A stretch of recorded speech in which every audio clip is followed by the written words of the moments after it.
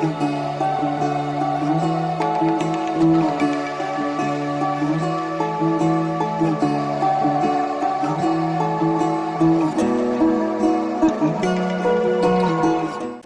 क्षमताको विकास, सबल स्वास्थ्य, राम्रो सामाजिक व्यवहार तथा विद्यार्थीहरूको सर्वाङ्गीण विकासको लागि चेतनामा आधारित शिक्षा। यो प्रणाली विश्वभरका 65 भन्दा धेरै देशहरूमा 800 भन्दा धेरै विद्यालय तथा विश्वविद्यालयमा लागू गरिएको छ। चेतनामा आधारित शिक्षा प्रणाली लागू गर्दा विद्यालय तथा विश्वविद्यालयहरूको आफ्नो पाठ्यक्रममा कुनै परिवर्तन गर्नु पर्दैन। चेतनामा आधारित शिक्षा लागू गर्न इच्छुक निजी तथा सरकारी स्कुलहरूलाई सम्पर्कको लागि अनुरोध गर्दछौँ। सम्पर्क Nepal Maharshi Vedic foundation, Thasikhel, Lalitpur. Phone number 55 34 690, mobile 98 512 12 108। महानुभावहरू, 15-20 मिनटकै अभ्यासले तनाव, चिन्ता, अनिद्रा, रक्तचाप जस्ता समस्या समाप्त हुन्छन् र स्वास्थ्य, शान्ति, आनन्द र समृद्धि प्राप्त हुन्छ भनेर प्रमाण प्रस्तुत गरे भने कि यहाँले आफ्नो लागि 15-20 मिनटको समय दिन तयार हुनुहुन्छ? महानुभावहरू, जीवनको वास्तविक सफलता समयको लम्बाइ र जीवनको सङ्घर्षले ग्यारेन्टी गर्दैन। यसको ग्यारेन्टी गर्छ जागृतिको ज्ञान र प्रविधिको प्रयोगले। ज्ञानम चेतनायम निहितम। प्राचीन महर्षिहरूका ज्ञान र अत्याधुनिक विज्ञानका दर्जनौं होइन, सैकडौं अनुसन्धानबाट प्रमाणित एउटा ब्रह्मास्त्र छ। महर्षि प्रणीत विश्वविख्यात ट्रान्सेन्डेन्टल मेडिटेसन भावातीत ध्यान 15-20 मिनट गरे पुग्छ। अनुभवको लागि भावातीत ध्यान, प्रमाणको लागि वेद र विज्ञान। वर्षौंदेखि घरमा केटीको चिया प्रयोग गर्दै आएका छौँ। केटीको यो नयाँ अनि प्रभावकारी आविष्कार मुन साइकल चियाले त मेरो महिनावारीमा हुने पेट दुखाइको पीडा अन्त गरायो। जबदेखि मैले हरेक महिनावारी भएको दिनदेखि लगातार 5 दिनसम्म यो चिया पिउन थालेँ, शरीरमा हुने दुखाइ बिल्कुलै बन्द भयो। अब महिनावारीको त्यो 5 दिन अझ विशेष भएको छ। धन्यवाद केटी चिया।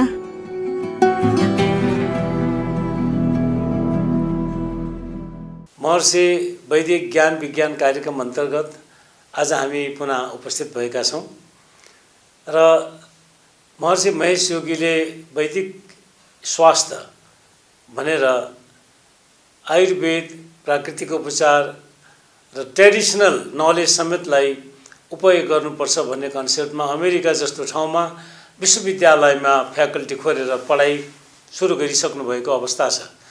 त्यसकारणले हामीले गएका हप्तामा चर्चा गर्यौँ आयुर्वेदका बारे र आज नेचुरोप्याथी, प्राकृतिक उपचारका बारे नेपालका वरिष्ठ विशेषज्ञ, योग र प्राकृतिक चिकित्साका वरिष्ठ विशेषज्ञ डाक्टर हरिप्रसाद पोखरेलज्यूको लामो अनुभवका बारे हामी जानकारी लिन गइराखेका छौँ। र अर्को हप्ता हामी गणेश मान Singh memorial hospital and research centre अन्तर्गत यो प्राकृतिक चिकित्सा, योग र आयुर्वेदलाई पनि कसरी एकीकृत रूपमा जोड्न सकिन्छ भन्ने बारे यहाँहरूलाई चर्चा गर्नेछौँ। आज हामी डाक्टर हरिप्रसाद पोखरेलजीको प्राकृतिक उपचार कसरी हुन्छ भन्ने उहाँको आफ्नै चिकित्सालयमा उहाँले गर्नुभएका अनुभवहरूको जानकारी लिनेछौँ। आज हामी प्राकृतिक चिकित्सा विधिका बारेमा चर्चा गर्दैछौँ र नेपालको प्राकृतिक चिकित्साको इतिहास र वर्तमानमा यसको अत्यन्तै महत्त्वपूर्ण र उल्लेखनीय भूमिका रहेको छ। यहाँ आज हामी बसेर प्राकृतिक चिकित्साका बारेमा कुराकानी गर्न गइरहेका छौँ। प्राकृतिक चिकित्सा अब नौलो शब्द भने रहेन। एउटा कालखण्डमा नेपालमा प्राकृतिक चिकित्साका बारेमा चर्चा गर्दा सबैले अनौठो मानेर त्यसलाई सुन्ने गर्नुहुन्थ्यो। प्राकृतिक चिकित्सा स्वस्थको स्वास्थ्य रक्षा र रोगीको रोगोपचार गर्ने मुख्य विधिका रूपमा हामीले बुझ्दछौँ। प्रकृति र मानवको अन्तर सम्बन्धद्वारा यो उपचार विधि आफैमा महत्त्वपूर्ण र मूल्यवान रूपमा रहेको छ। हामीले संसारभरि विकसित विभिन्न चिकित्सा पद्धतिहरूलाई देख्न सक्छौँ। ती चिकित्सा पद्धतिहरू आफ्ना आफ्ना मूल सिद्धान्तहरू बोकेर समाजमा सेवा गरिरहेका छन्। प्राकृतिक चिकित्साको मूल सिद्धान्त अत्यन्तै महत्त्वपूर्ण र हाम्रा लागि आजको जीवनशैलीमा नजानी नहुने, नबुझी नहुने विषयका रूपमा रहेको छ। प्राकृतिक चिकित्सामा हामी प्रकृति मैत्री स्वास्थ्यका बारेमा चर्चा गर्छौँ। प्राकृतिक चिकित्सा त्यस्तो विधि हो यहाँ उपचारका रूपमा माटो, पानी, हावा, घाम, आकाश जस्ता पञ्चतत्त्वहरूको प्रयोग गरिन्छ। यो सम्पूर्ण संरचना पञ्चतत्त्वको विविध संयोजनबाट बनेको मानिन्छ र त्यस्तै मान्छे पनि यी पञ्चतत्त्वहरूको सम्यक संयोजनबाट विकसित भएको हो। यसैलाई आधार मानेर प्राकृतिक चिकित्साले पञ्चतत्त्वलाई उपचारका रूपमा प्रयोग गर्ने गर्छ। पानीबाट गर्ने उपचारहरू छन्। पानीलाई पनि बरफको रूपमा, चिसो पानीको रूपमा, तातो पानीको रूपमा र बाफको रूपमा उपचारात्मक रूपमा प्रयोग गरिन्छ। त्यस्तै माटोबाट गर्ने उपचारहरू छन्। माटोलाई पनि माटोका पट्टी र सम्पूर्ण शरीरको माटोका स्नानहरू र यस्तै अनेक माटोका उपचारहरू यससँग जोडिएका छन्। भने त्यस्तै गरी सूर्यकिरण चिकित्सालाई पनि यसले महत्त्वपूर्ण रूपमा लिएको छ। सूर्य स्नानहरूदेखि लिएर विभिन्न रङका सूर्यकिरणहरूलाई, सातै रङका सूर्यकिरणहरूलाई विभिन्न रोगमा, विभिन्न शरीरका अङ्गविशेषमा प्रयोग गर्ने प्रचलन पनि यसमा छ। त्यस्तै गरी हावाबाट गर्ने उपचारका रूपमा हामीले श्वास प्रश्वासका व्यायामहरू र शरीरमा प्राणतत्त्वलाई विस्तार गर्न प्राणायामका विधिहरूको पनि यसभित्र प्रयोग गर्छौँ। त्यस्तै आकाश तत्त्वलाई प्रयोग गर्नका निम्ति मुख्य रूपमा उपवास, मौन, ध्यान जस्ता चिजहरूको प्रयोग गर्छौँ, जसले यी पञ्चतत्त्वहरूमा आधारित भएर प्राकृतिक चिकित्साले आफ्नो उपचार, स्वस्थको स्वास्थ्य रक्षा र रोगीको रोगोपचारका लागि काम गर्दछ। र यो प्राकृतिक चिकित्साको सबैभन्दा महत्त्वपूर्ण मानिएका सिद्धान्तहरूमध्ये तीनटा कुराहरू विश्वका लागि हिजो, आज र भोलि त्यत्तिकै महत्त्वपूर्ण रूपमा रहेका छन्। प्राकृतिक चिकित्साको पहिलो सिद्धान्तले के भन्छ भन्दा शरीरमा शरीरलाई नचाहिने विजातीय पदार्थहरूको सङ्कलन या मनमा मनलाई नचाहिने विजातीय पदार्थहरूको सङ्कलन, शरीर र मनमा, शरीर र मनको रचना र क्रिया विज्ञानका प्रतिकूल जब विजातीय पदार्थ या विषाक्त पदार्थ जम्मा हुन थाल्छ, त्यसले मानवलाई रोगतर्फ लैजान थाल्छ भनेर मानिन्छ। शरीरमा रोग यसै आउने कुरा होइन। शरीरभित्र शरीरलाई नचाहिने कुराहरू जब सङ्कलन हुन थाल्छन्, नचाहिने कुरा भन्ने बित्तिकै कतिपय कुराहरू आवश्यकता अनुसार चाहिने पनि छन्, त्यही धेरै भयो भने त्यो नचाहिने कुराका रूपमा परिवर्तित हुन्छ। त्यसमा मैले एउटा सानो उदाहरण यहाँहरूलाई बताउन चाहन्छु। हामीले भोजन र पोषणको कुरा गर्छौँ। पोषण, न्युट्रिसन यति महत्त्वपूर्ण कुरा हो, तर चाहिने भन्दा धेरै पोषण पनि शरीरका लागि रोग पैदा गर्नलाई महत्त्वपूर्ण भूमिका निर्वाह गर्छ। हाम्रो वातावरणमा दिनदिनै आएका प्रदूषणहरू, यसले पनि हाम्रो जीवनमा विजातीय पदार्थलाई बढाउन मद्दत गर्छ। त्यो पानीको माध्यमबाट होला, हावाको माध्यमबाट होला या अन्य माध्यमबाट पनि हाम्रो शरीरभित्र प्रवेश गर्ने, शरीरलाई नचाहिने, शरीरको रचना र क्रिया विज्ञानलाई को प्रतिकूल या शरीरको बनोटको प्रतिकूल कुराहरू पनि हाम्रो शरीरका लागि अहितकर भएर देखिन्छन्। यी कुराहरूलाई यदि शरीरबाट निष्कासन गर्न सकियो, निकाल्न सकियो भने स्वस्थकर दीर्घ जीवन हुन सक्छ भनेर मान्दछ प्राकृतिक चिकित्साले। यसलाई हामी विजातीय पदार्थको सिद्धान्त भनेर भन्छौँ। अर्को सिद्धान्तले के भन्छ भन्दाखेरि सामान्य रोगहरूलाई हेलचेक्र्याइ गरियो, दबाउने पद्धतिमा गइयो र त्यो रोगप्रतिको दृष्टिकोण प्रष्ट भएन भने त्यसले घातक रोगहरूलाई जन्माउँछ भनेर भन्छ।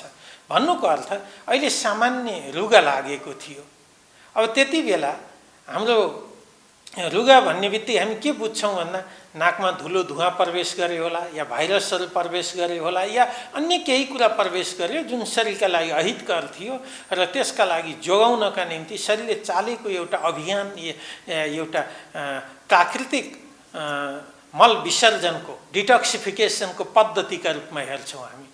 अब यति बेला अब रुगा लागेको बेलामा प्राकृतिक चिकित्सामा के गरिन्छ भन्दा जलनेतीहरू गराइन्छ, नाकलाई सफा गर्ने विधिहरू गरिन्छ। 3 दिन 4 दिन भित्रमा ऊ पूर्ण रूपमा स्वस्थ भएर जान्छ। तर यसैलाई अर्को पद्धतिले हेऱ्यो भने रुगा लाग्यो तत्काल हामी औषधि प्रयोग गरेर त्यसलाई रोक्न खोज्छौँ। त्यो बिस्तारै त्यसले हाम्रो नाकको भित्री हिस्सामा पार्ने प्रभावले गर्दाखेरि त्यो पिनासमा परिवर्तित हुन्छ, साइनसाइटिसहरूमा परिवर्तित हुन्छ। फेरि त्यसलाई पनि हामी प्राकृतिक तौरबाट निको पार्नतिर सोचेनौँ भने त्यसले हाम्रा घाँटी र टन्सिल ग्रन्थीहरूलाई प्रभावित पार्न थाल्छ, जसले टन्सिलाइटिस फेरेन्जाइटिस जस्ता समस्याहरू देखिन्छन्। फेरि त्यति बेला पनि हामी सावधान भएनौँ भने त्योभन्दा अगाडि गइसकेपछि त्यसले फेरि आस्थमा र मुटुका रोगहरूलाई जन्माउनु पनि मद्दत गर्छ। भन्दा एउटा सामान्य कुरालाई बेलैमा त्यसलाई हामी ठिक तरिकाले व्यवस्थापन गर्न सक्यौँ भने घातक रोगहरूबाट जोगाउन सकिन्छ भनेर मान्छ। त्यही भएर सामान्य रोगहरूमा आएको लापरवाही असामान्य रोगहरूलाई जन्माउन मद्दत गर्छ या सामान्य रोगहरूमा आएको असावधानी घातक रोगहरू जन्माउनका निम्ति जिम्मेवार हुन्छ भनेर भन्छ।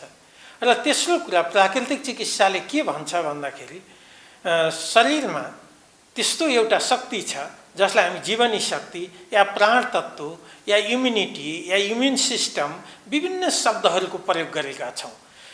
यो जुन रोगसँग लड्ने क्षमता शरीरभित्र छ त्यो क्षमतालाई बलियो बनायो भने, त्यो क्षमतालाई सक्षम बनायो भने हामी अवसरवादी कीटाणुहरूको आक्रमणबाट सहजै जोगिन सक्छौँ भनेर भन्छ।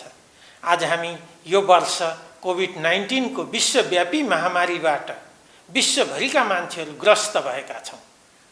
यति बेला विश्व चिकित्सा जगत एक ठाउँमा उभिएको छ।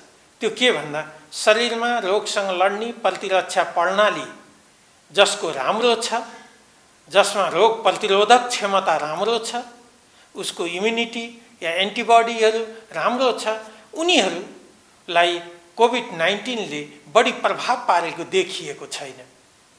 र प्रवेश गरिहाल्यो भने पनि घातक अवस्था सिर्जना गरेको छैन। कोरोना भाइरसहरू शरीरमा प्रवेश गरिहाल्यो भने पनि घातक प्रभाव देखिएको छैन भने जसको जीवनी शक्ति कमजोर छ ती मानिसहरूलाई घातक प्रभाव देखिएको छ। यसले पनि सङ्केत गरिरहेको छ कि जीवनी शक्ति कति मूल्यवान छ। हो यो 3टा कुरालाई दृष्टिगत गरेर प्राकृतिक चिकित्साले प्राकृतिक विधि विज्ञानद्वारा उपचार गर्ने काम गर्छ। त्यही कारणले यसले गर्ने उपचारहरूमा के देखिन्छ भन्दा सबभन्दा पहिलो उपचार भनेकै शरीरलाई डिटक्सिफिकेसन गर्ने हो। शरीरभित्र शरीरलाई नचाहिने कुराहरूलाई सुचारू रूपमा निष्कासन गर्न कसरी सकिन्छ, जस्तो श्वास प्रश्वासको माध्यमबाट विजातीय पदार्थहरू बाहिर निस्केका हुन्छन्, दिशा पिसाबका माध्यमबाट, पसिनाका माध्यमबाट र अन्य सहायक माध्यमहरूबाट पनि शरीरभित्र भएका विजातीय पदार्थहरू बाहिर निस्किरहेका हुन्छन्। त्यसलाई सुचारू बनाउनु, त्यसलाई चाहिँ प्राकृतिक रूपमा निस्कने क्षमतालाई विकास गर्नु। दोस्रो, बाहिरबाट शरीरभित्र प्रवेश गर्ने त्यस्ता विजातीय पदार्थहरूलाई कम गर्ने अभ्यासहरू गर्नु, जसमा चाहिँ खानपानमा सजगता होला, सोच विचारमा सजगता होला, दैनन्दिन जीवनशैलीमा सजगता होला, हाम्रो काम गर्ने तौर तरिकामा सजगता होला, हाम्रो जीवन पद्धतिमा सजगता होला। यी कुराहरू त्यो व्यक्तिलाई सिकाइन्छ, जसले गर्दा शरीर विषरहित हुन थाल्छ, शरीर विजातीय पदार्थ रहित हुन थाल्छ। अर्कोतिर हामी के गर्छौँ भन्दा शरीरको रोगसँग लड्ने क्षमतालाई विकसित गर्ने खालका अभ्यासहरू गराउँछौँ, त्यस्ता खालका उपचारहरू गराउँछौँ जसले गर्दाखेरि रोगसँग लड्ने शरीरको प्राकृतिक क्षमता विकास भएर जान्छ, जसले गर्दा प्राकृतिक चिकित्साले सहज, सरल, सस्तो र दिगो स्वास्थ्य सेवा दिन सक्छ। यस अर्थमा प्राकृतिक चिकित्सा आज विश्वभरि महत्त्वपूर्ण चिकित्सा पद्धतिका रूपमा देखिएको छ। र हाम्रा जस्ता भूभागहरूमा विशेषतः दक्षिण एसिया र दक्षिण पूर्व एसियाका देशहरूमा प्राकृतिक चिकित्साको पञ्चमहाभूत चिकित्सा जुन परम्परागत रूपमा हामी कहाँ थियो त्यसमा योगलाई बढी जोडिएको छ भने फेरि बिस्तारै पश्चिमा देशहरूमा प्राकृतिक चिकित्साको पञ्चमहाभूत चिकित्सा या पञ्चतत्त्वको प्रयोग गरेर गरिने चिकित्सा पद्धतिमा अकुपञ्चर, फिजियोथेरापी जस्ता औषधिहरू खान जरुरी नहुने या नखाइकन गर्ने जसलाई औषधिविहीन चिकित्सा पद्धति पनि भनिन्छ त्यस्ता पद्धतिहरूलाई पनि जोडेर उपचार गर्न सुरु गरिएको छ। यसले हामीले जुन हिजो सोचेको प्राकृतिक चिकित्सा को दृष्टिकोण र आजको प्राकृतिक चिकित्साको दृष्टिकोणमा धेरै अन्तर आएको छ। अब विश्वविद्यालयहरूमा पनि प्राकृतिक चिकित्साले उच्च सम्मानका साथ अध्ययन अध्यापन हुने व्यवस्थामा अगाडि बढिरहेको छ भने अहिले मुख्य रूपमा प्राकृतिक चिकित्साका बारेमा धेरैले प्रश्न गर्नुहुन्छ कि प्राकृतिक चिकित्सा कस्ता रोगका लागि बढी उपयोगी हुन्छ त? अब यो कुरा सबभन्दा महत्त्वपूर्ण कुरा पनि हो। प्राकृतिक चिकित्साभित्र आकस्मिक उपचार र शल्य चिकित्साको व्यवस्था छैन। त्यसले गर्दा प्राकृतिक चिकित्सामा 1-2 घण्टा भित्रैमा घातक अवस्था आउने छ भने या ठुला ठुला दुर्घटनाहरू भएर तत्काल शल्य चिकित्सा गरेर जीवन रक्षा गर्नुपर्ने छ भने या सघन उपचारबाट 1-2 घण्टा भित्रैमा जीवन रक्षा गर्नुपर्ने छ भने त्यस्तो बेलामा योग एवं प्राकृतिक चिकित्साले सेवा दिन सक्दैन।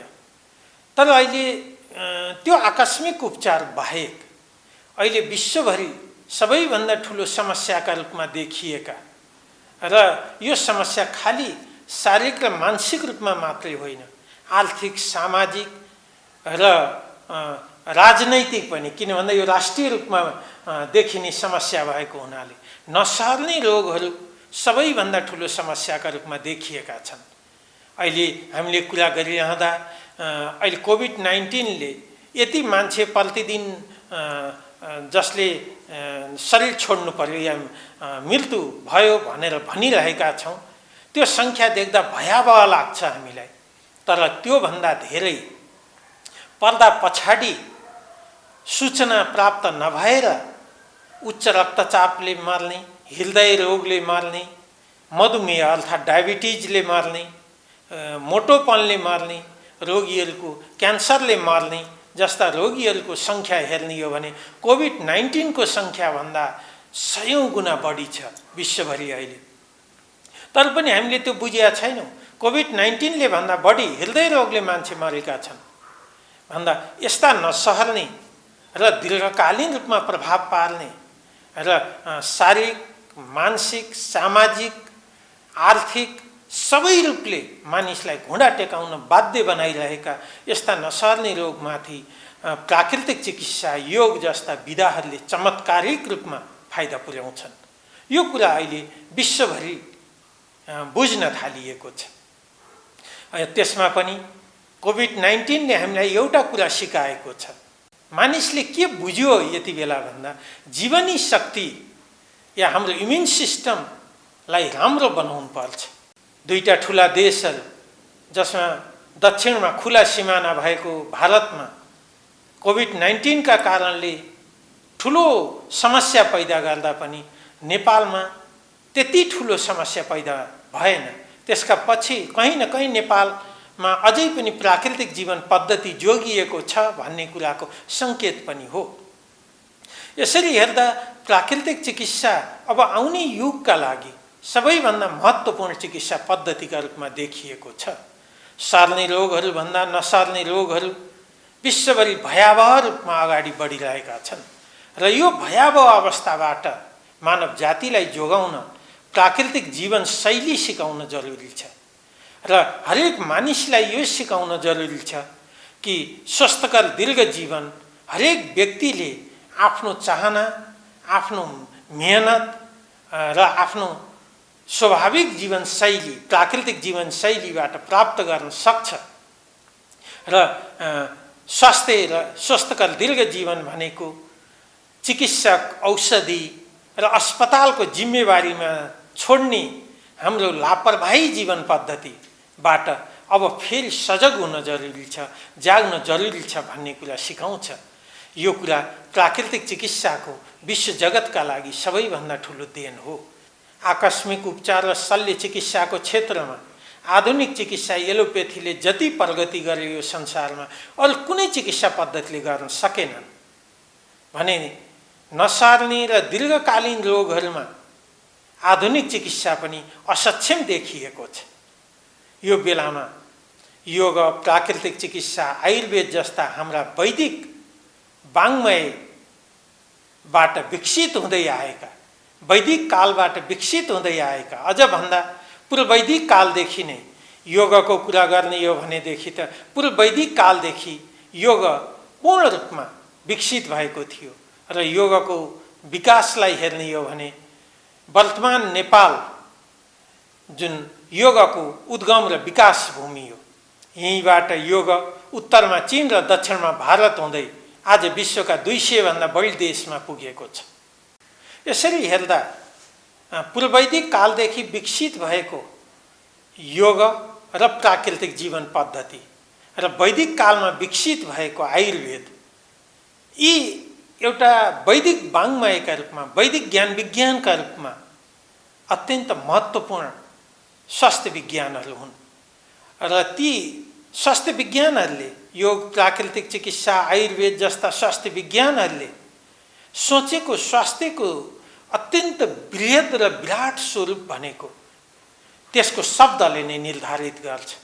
र प्राकृतिक चिकित्साका कुरा गर्दा यसले सबैभन्दा बढी प्राकृतिक जीवनशैलीको कुरा गर्छ र त्यो प्राकृतिक जीवनशैलीको आधार के हो भनेर भन्यो भने भोजनको व्यवस्थापन, व्यायामको व्यवस्थापन, तनावको व्यवस्थापन, मूल रूपमा हामी यी कुरालाई लिन सक्छौँ। स्वस्थकर दीर्घ जीवनको पहिलो आधार भनेको भोजनको व्यवस्थापन हो र अहिले विश्वमा सबैभन्दा लापरवाह गरिएको चिज भोजन नै हो भन्दा फरक पर्दैन। व्यायाममा सबैभन्दा राम्रो र श्रेष्ठ योगासनलाई देखिएको छ। यो वैज्ञानिक खोज अनुसन्धानले देखाएको कुरा हो। त्यसैले नियमित योगासन गर्ने मानिसहरूमा स्वस्थकर दीर्घ जीवन देखिएको छ। र तेस्रो मैले अघि यहाँ भनेको थिएँ तनावको व्यवस्थापन। मैले यहाँ पनि साझा शब्दलाई प्रयोग गरेको।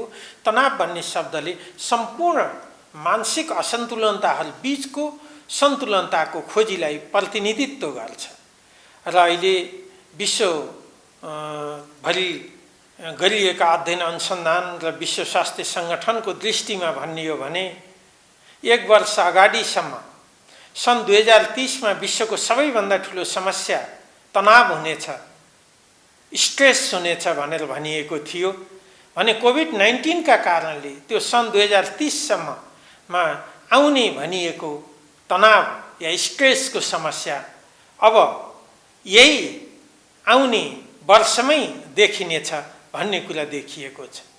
र यो तनाव व्यवस्थापनका लागि सबैभन्दा राम्रो पद्धति भनेको योग हो र त्यसमा पनि आसन, प्राणायाम, ध्यान जस्ता विधिहरू अत्यन्त महत्त्वपूर्ण रूपमा विश्वले स्वीकारेको छ।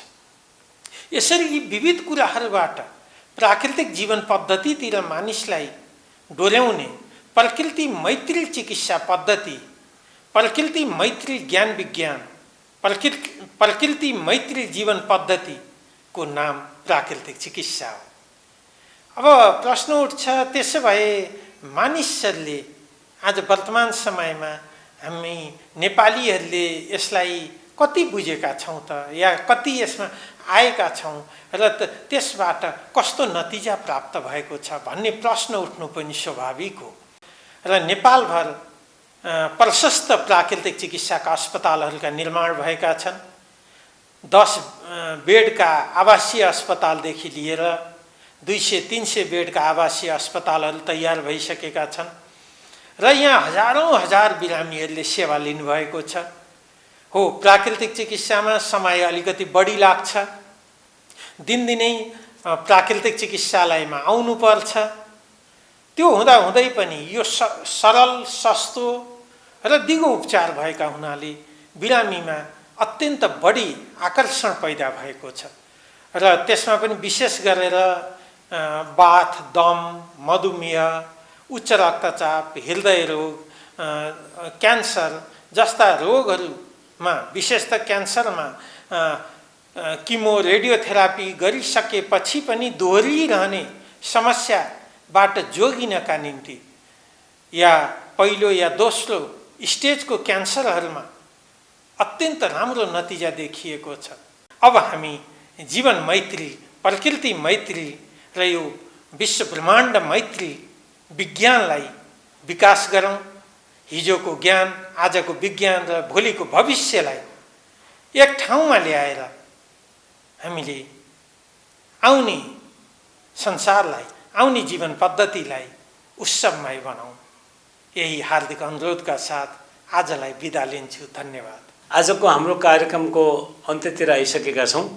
हामी अर्को आइतबार गणेशमान सिंह मेमोरियल हस्पिटल र गणेशमान सिंह स्वास्थ्य सहकारी संस्थाबारे हामी जानकारी गराउनेछौँ, जहाँ हामी महर्षि महेश योगीले अन्तर्राष्ट्रिय अमेरिका जस्तो ठाउँमा सुरु गर्नुभएको महर्षि इन्टरनेसनल युनिभर्सिटी अन्तर्गत सुरु गर्नुभएको इन्टिग्रेटिभ मेडिसिन भन्ने विषयलाई विशेष चर्चा गर्नेछौँ।